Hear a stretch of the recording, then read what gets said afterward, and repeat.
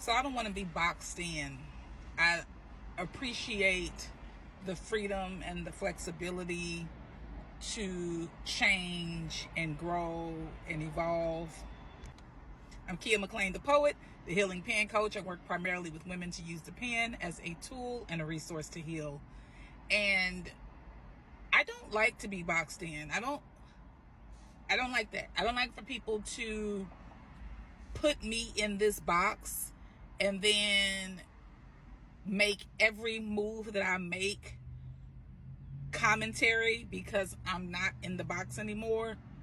So you shouldn't put people in a box.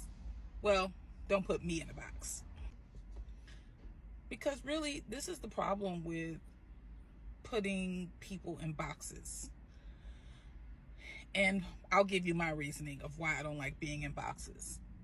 Because when you're around people who put you in boxes, they're constantly reminding you about the box they've placed you in. For instance, many years ago, I had anger issues, really bad anger issues. So oftentimes, if I see a person from my past, they will constantly talk about my anger issues from the past. And I'm kicking and screaming and pushing my way out the box that you've placed me in. And then it becomes a constant thing where I'm like, well, yeah, I went to therapy about that. I no longer have anger issues. Let's just move on. Meanwhile, they're still back there in that place and they're in a box. So they want you to be in a box.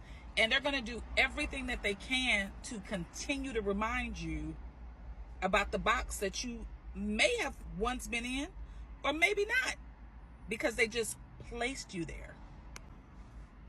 So what I've done is I've learned to distance myself or completely separate myself from people who constantly, I do mean constantly, bring up my past.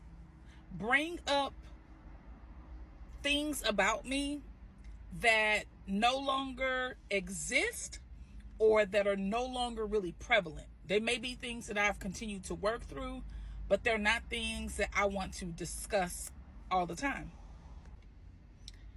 And as a grower and as a seeker and as a person that evolves a lot, I find myself going through a series of situations with people where I have to explain to them, I'm no longer in that place.